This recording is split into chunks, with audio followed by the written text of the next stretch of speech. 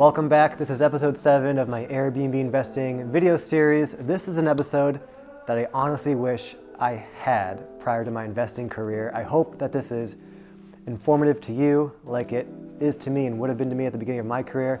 So I'm going to talk about 7 creative ways that you could potentially finance your Airbnb purchase. The first option is to partner. This is what I've done. This is what I'm doing with my brother Mike.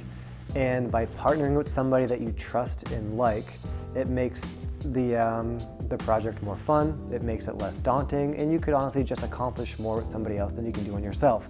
Ideally, your partner has a complementary skill set or complementary resources. Maybe you're more of the marketing, client experience person, and your partner brings an operational side, or maybe you have the money but not the time, and your partner brings the time. Whatever it might be, a partnership with somebody you trust and like and that has complementary skill set as you is, in my opinion, the perfect partnership. Option number 2 is to owner-occupy your property. If you buy a multi-unit or 2 cottages on the same lot, for example, you could live in one of the units and rent out the other one as an Airbnb. The advantage of doing this is that by owner-occupying your multi-unit, you could purchase the property with as little as 3% down. So you don't need 20% down to purchase an investment if you're living on site and occupying another room, for example, or the other unit. Option 3 that makes most sense today is to use the equity in your primary home. So if you own a primary home that's increased in value over time, you could use the equity in that property, take it out of your home in the form of a cash out refinance or in the form of a home equity line of credit, and then use that equity to invest into your next property if it makes sense. That's a very high-level way to articulate using the equity in your primary home. So if you want more information, I'll attach a link to this video, or I can put you in touch with a local lender who could talk to you more about that option. The fourth option is using a second home loan. I've done this myself. It's been a great experience, but a second home loan is loosely defined as a home that you live in part of the time, but isn't your primary residence. If you use a second home loan, you could often have a lower down payment of around 10%, but it does come with a minimum occupancy requirement. So always make sure to talk to your lender about the requirements of a second home loan, but the beautiful thing about it is that you could have more than one second home loan and you could rent it out. Option number 5 is to use an investment loan. I used an investment loan for my very first Airbnb purchase.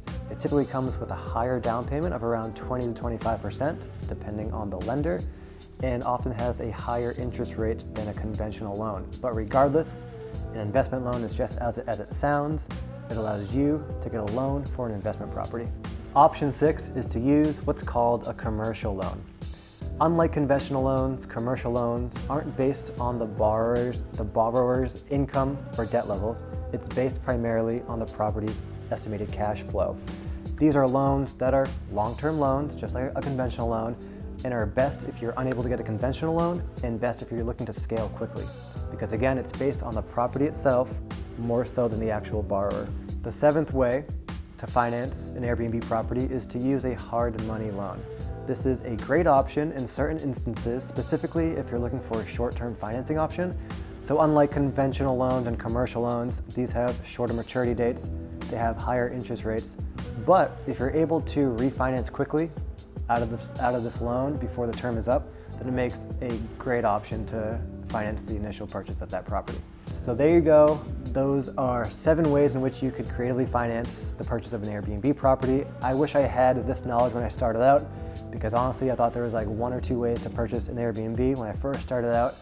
I've now learned that there's many options, none of which are better than the other, but there are some options that work better for certain people or better in certain instances. So if you want more information, I'll include a link to a webpage that's got more information on these options, and I can put you in touch with some local lenders who can talk to you more about these different options and what might make most sense for you. So thank you again for watching. Like this video, share it with a family and friend if you think it'll be helpful, and another episode will come out next week.